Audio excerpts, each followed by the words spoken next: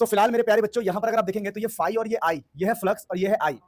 देखिए flux L I पहला formula और फ्लक्स जो है एम आई ये दूसरा फॉर्मूला है।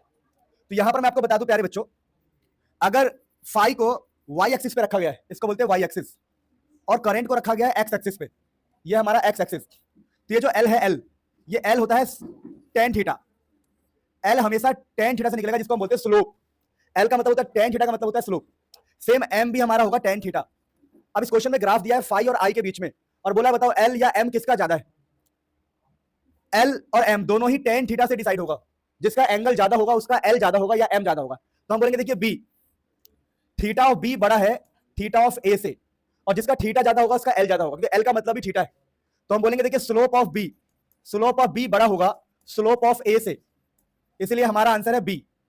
तो बी का एल ज्यादा होगा। ठीक है, चलो ये तो एक वार्म अप क्वेश्चन था, वार्म अप क्वेश्चन जो आप बिना बताए भी कर लेते।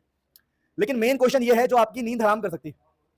अब ये क्वेश्चन क्या है, देखिए क्वेश्चन लिखा हुआ है, आपको परेशान कर सकता है। क्वेश्चन है a square loop of side 20 centimetre. अब बोलोगे सर हमें तो स्क्वायर दिख नहीं रहा है कहीं, ये दिख जाएगा। एक स्क्वायर लूप है, अब ये क्वेश्चन काफी क्रिटिकल है। एक स्क्वायर लूप है जिसका साइड है 20 सेंटीमीटर। ठीक है जी। फिर क्वेश्चन कहता है, ये काफी खतरनाक क्वेश्चन है, 5 नंबर में आएगा, आ गया तो 30 सेंटीमीटर अवे, 30 सेंटीमीटर दूर है ये लूप अभी फिलहाल। कितने सेंटीमीटर, 30 सेंटीमीटर। अब क्वेश्चन कह रहा है कि यूनिफॉर्म मैग्नेटिक फील्ड है, हाँ जी, जैसा फिगर में दिखाया गया है ना। अच्छा ये क्वेश्चन पी वाई क्यू है बेटा, पी वाई क्यू, इसको बोलते हैं प्रीवियस ईयर क्वेश्चन। ये प्रीवियस ईयर क्वेश्चन है। तो जैसा डायग्राम में दिखाया गया है कि मैग्नेटिक फील्ड है और 30 सेंटीमीटर दूर पर एक लूप है। अब इस लूप को ले जाएंगे 10 सेंटीमीटर पर सेकंड की स्पीड से, 10 सेंटीमीटर पर सेकंड की स्पीड से इस लूप को आगे ले जाएंगे। ठीक है जी, आगे ले जा रहे हैं, आगे बोलो। तो क्या कहा जा रहा है, द लूप मूव्स 10 सेंटीमीटर पर सेकंड की स्पीड से। तो लेकिन फिर जब तक ये बाहर ना निकल जाए, comes out of the field, move करते करते हमने बाहर निकाल दिया। तो ये क्वेश्चन एक प्रकार से कह सकते हो कि मोशनल ईएमएफ जैसा है, कि भाई हम एक चीज को है जो ऐसे मूव करते हुए ले जा रहे हैं। अब ये क्वेश्चन में क्या कह रहा है कि magnetic flux through the loop, draw the graph, हमें ग्राफ बनाना है magnetic flux through the loop, हमें मैग्नेटिक फ्लक्स का ग्राफ बनाना है। तो एक काम करते हैं, हम इस डायग्राम से समझने का प्रयास करते हैं कि वो क्या कह रहा है। वो कह रहा है कि भाई देख बात ऐसी है, समझना ध्यान से, कि अभी यहां पर अगर आप देखोगे, समझना, अभी यहां पर मैग्नेटिक फील्ड जीरो है, सब मानते हैं इस बात को। तो जब वो बाहर है 30 सेंटीमीटर दूर है तो उसका मैग्नेटिक फील्ड जीरो होगा, और जब मैग्नेटिक फील्ड जीरो होगा तो हम कहेंगे फ्लक्स का फॉर्मूला होता है बी इंटू ए। तो हमारा मैग्नेटिक फ्लक्स भी जीरो होगा। यानी जब हम ग्राफ बनाएंगे तो ग्राफ में हमारा जो फ्लक्स है वो जीरो से स्टार्ट होगा, जीरो से। यहां पर फाई है हमारा, फाई क्या बोला इसने, draw the graph to show the change with time magnetic flux का टाइम के साथ। तो हम कहेंगे भैया देखो जीरो से मैग्नेटिक फ्लक्स स्टार्टिंग में जीरो होगा, फिर जैसे जैसे लूप अंदर बढ़ेगा, जैसे जैसे लूप ये अंदर जाएगा, इसके अंदर मैग्नेटिक फील्ड बढ़ जाएगा, और मैग्नेटिक फील्ड बढ़ने का मतलब इसका फ्लक्स बढ़ेगा, फ्लक्स, इसके फ्लक्स की वैल्यू बढ़ जाएगी। अरे गधे हो क्या तुम, पहले मैग्नेटिक फील्ड जीरो है तो फ्लक्स जीरो, जैसे ही अंदर जाएगा मैग्नेटिक फील्ड आएगा, मैग्नेटिक फील्ड आएगा तो फ्लक्स आएगा। तो हम कहेंगे देखो यार फ्लक्स आ गया, फ्लक्स बढ़ता जाएगा बढ़ता जाएगा, फ्लक्स की वैल्यू बढ़ेगी। लेकिन आपको एक बात को ध्यान से समझना है। क्या समझना है, जब ये समझो, जब ये जो लूप है, लूप जैसे जैसे अंदर एंटर करेगा फ्लक्स बढ़ेगा। लेकिन समझो मेरी बात को, जैसे मैंने कहा, मैं यहां ड्रॉ करके दिखाऊं, मैंने कहा देखो ये है मैग्नेटिक फील्ड और ये कोई लूप है, बाहर इसका मैग्नेटिक फ्लक्स जीरो है।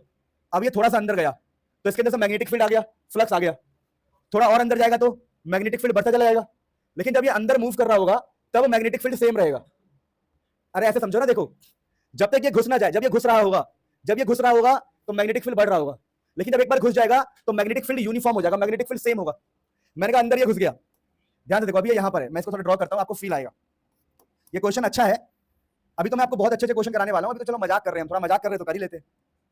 देखो जब ये हल्का सा अंदर गया तो मैग्नेटिक फील्ड बढ़ गया, फील कर पा रहे।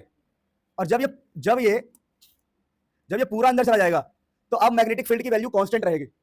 आप काउंट करके देख लो, 3 3 6 3 9, अगर इसको थोड़ा सा आगे बढ़ा दोगे तब भी 9 ही रहेगा। 1 2 3 4 5 6 7 8 9, इसको थोड़ा और आगे बढ़ा देंगे एक स्टेप, तब भी 1 2 3 4 5 6 7 8 9।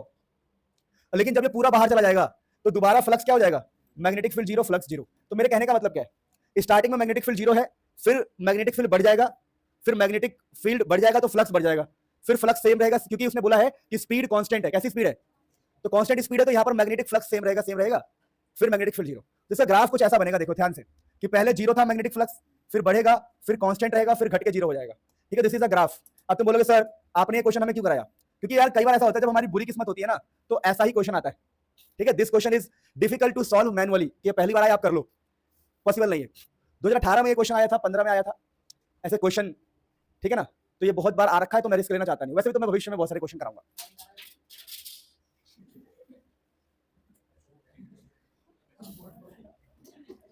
अबे गधे उठा तो देता कम से कम। तो अब इस ग्राफ में अगर हम बात करें तो हम चाहे तो फ्लक्स की, यहां पर फ्लक्स 0 है, हम फ्लक्स की मैक्सिमम वैल्यू भी निकाल सकते हैं चाहे तो। ये मैक्सिमम वैल्यू है। कैसे निकाल सकते हैं फ्लक्स की मैक्सिमम वैल्यू? तो फ्लक्स का फॉर्मूला होता है बी इंटू ए इंटू एंगल। यहां पर एंगल 0 डिग्री ही आएगा, ठीक है बेटा, क्योंकि मैग्नेटिक फील्ड अंदर है और एरिया वेक्टर देखो, इसका मैग्नेटिक फील्ड अंदर है, क्रॉस का मतलब होता है अंदर, मैग्नेटिक फील्ड अंदर है, एरिया वेक्टर बाहर है। देखो एरिया वेक्टर मैंने आपको ऐसे सिखाया आउटवर्ड नॉर्मल, लेकिन अंदर भी एरिया वेक्टर हो सकता है ना, एरिया वेक्टर बाहर भी हो सकता है अंदर भी हो सकता है, ऐसी कोई बात नहीं है। कोई मिला के बता रहा हूं, इस वाले केस में आप फील करना कभी, अगर ये मेरा हथेली है, ये हथेली अगर ऐसे रखा है तो एरिया वेक्टर इस तरफ है, अगर हथेली को मैं ऐसे रखूंगा तो एरिया वेक्टर क्या हो गया? एरिया वेक्टर भी अंदर है इस केस में और मैग्नेटिक फील्ड भी अंदर है। अगर आप 180 डिग्री भी लोगे तो फर्क नहीं पड़ेगा। दोबारा बोल रहा हूं, इस वाले केस में एंगल या तो 0 डिग्री हो सकता है या 180 डिग्री, मैग्नेटिक फील्ड और एरिया वेक्टर में। बी और ए के बीच में एंगल या तो 0 डिग्री होगा या 180 डिग्री होगा, तो हम 0 डिग्री मान के चल रहे हैं कि एंगल या सिंपल फ्लक्स बी ए। अब यहां पर मैग्नेटिक फील्ड की वैल्यू कितनी थी बता सकता है कोई मुझे? मैग्नेटिक फील्ड की वैल्यू थी 0.1 और एरिया क्या हो जाएगा? साइड इंटू साइड, तो ये 20 सेंटीमीटर का स्क्वायर है ना, तो 20 सेंटीमीटर का स्क्वायर, तो 20 इंटू 20 400 सेंटीमीटर स्क्वायर। इसको मीटर करना पड़ेगा, मीटर करने के लिए 10 की पावर -4। अब कई लोग बोलेंगे नहीं हुआ, नहीं आया, नहीं आया, गधे हो तुम। देखो 20 सेंटीमीटर को पहले मीटर कर लो, चलो 20 को 100 से डिवाइड करोगे तो मीटर में कन्वर्ट हो जाएगा, तो आएगा 0.2, क्या आएगा? 0.2 मीटर। तो एरिया का मतलब होगा साइड इंटू साइड, रेक्टेंगल का एरिया होगा साइड इंटू साइड, तो 0.2 इंटू 0.2, तो फ्लक्स कितना आ गया? 2 2 4 इंटू 1, 4 इंटू 10 की पावर -3, तो फ्लक्स हो गया 4 इंटू 10 की पावर -3 वेबर। वेबर इसकी यूनिट होती है, पता होगा आपको। तो ये फ्लक्स की हमने 0 से मैक्सिमम वैल्यू भी निकाली ग्राफ में, आप इसे नोट कर सकते हैं, कोई बहुत बड़ी बात नहीं है। So done everyone?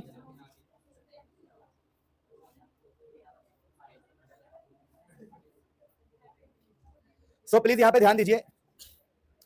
तो पहला पार्ट इस क्वेश्चन का इजीली हम सॉल्व कर सकते हैं। दूसरा पार्ट क्या है? Draw graph to show, graph बनाना है मैग्नेटिक फ्लक्स के लिए, फिर इंड्यूस्ड ईएमएफ के लिए। अब आप सब जानते हैं ईएमएफ का मतलब होता है माइनस d∅dt, या अगर मोशनल ईएमएफ की बात करें तो BLV। मोशनल ईएमएफ का मतलब है BLV, लेकिन जैसा कि हम जानते हैं ईएमएफ में हमेशा एक नेगेटिव साइन होगा, ईएमएफ हमेशा अपोज करने के लिए पैदा होता है, तो आपके ईएमएफ का जो फॉर्मूला होगा -BLV होगा। तो एक बार मोशनल ईएमएफ का कॉन्सेप्ट लगा के अगर हम ईएमएफ निकाले तो बी की जगह पर 0.1 tesla, B magnetic field 0.1, L की जगह पर 0.2 और वी की जगह पर, वी मतलब स्पीड, इसका जो स्पीड है वो 10 सेंटीमीटर पर सेकंड है। तो आपको मीटर में करने के लिए इसको 100 से डिवाइड करना पड़ेगा। मीटर में करने के लिए 10 सेंटीमीटर को 100 से डिवाइड करोगे तो 0.1 आएगा। क्या आएगा? 0.1। तो यहां पर लिखना पड़ेगा 0.1। तो जो हमारा ईएमएफ है, क्योंकि देखो ये जो लूप है, इस लूप का ये वाला जो हिस्सा है, ये वाला हिस्सा है एक लेंथ की तरह काम कर रहा है, और ये जो लेंथ है टकराएगा इससे, तो हम कहेंगे कि यहां पर मोशनल ईएमएफ का कॉन्सेप्ट लगेगा। तो मोशनल ईएमएफ कहता है BLV। तो हमने ईएमएफ निकाला, तो ईएमएफ की वैल्यू हमें कितनी मिलेगी? 0.1 इंटू 0.2 इंटू 0.1 कितना आएगा? माइनस का 2 इंटू 10 की पावर -3 वोल्ट। अब हमें इसका ग्राफ बनाना है। ग्राफ तो हम ग्राफ कैसे बनाएंगे? देखो हम कहेंगे देखो भैया ईएमएफ और टाइम का बीच के ग्राफ है, तो ऐसा होगा कि हमारा, सुनो ध्यान से, थोड़ा फील करना, जैसे ही हमारा ये वाला पार्ट अंदर घुसेगा हमें ईएमएफ मिलेगा। ईएमएफ कितना मिलेगा देख लो, ईएमएफ मिलेगा कितना आया था? ईएमएफ कितना आया था? माइनस का 2 इंटू 10 की पावर -3 वोल्ट आया था। तो ये नेगेटिव में हम यहां पर दिखाएंगे, फिर ये वैल्यू ऐसी रहने वाली है कुछ टाइम के लिए। तो इस ग्राफ को ऐसे बनाया जाता है, देख लो ये वाली वैल्यू आपका -2 इंटू 10 की पावर -3। बात समझ पा रहे हो? तो स्टार्टिंग में अपोज करने के लिए -2 10 की पावर -3।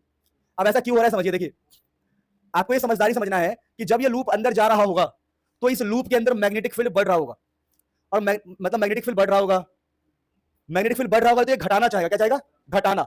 और घटाने के लिए इसके अंदर ईएमएफ आएगा, करंट आएगा। ये हम पढ़ चुके हैं कि स्टार्टिंग में मैग्नेटिक फील्ड बढ़ेगा तो ये घटाना चाहेगा, फिर कुछ देर तक सब कुछ शांत हो जाएगा, जैसे कुछ देर तक फ्लक्स चेंज नहीं हो रहा, आपको पता है ना, देखो कुछ देर तक फ्लक्स बिल्कुल कांस्टेंट है।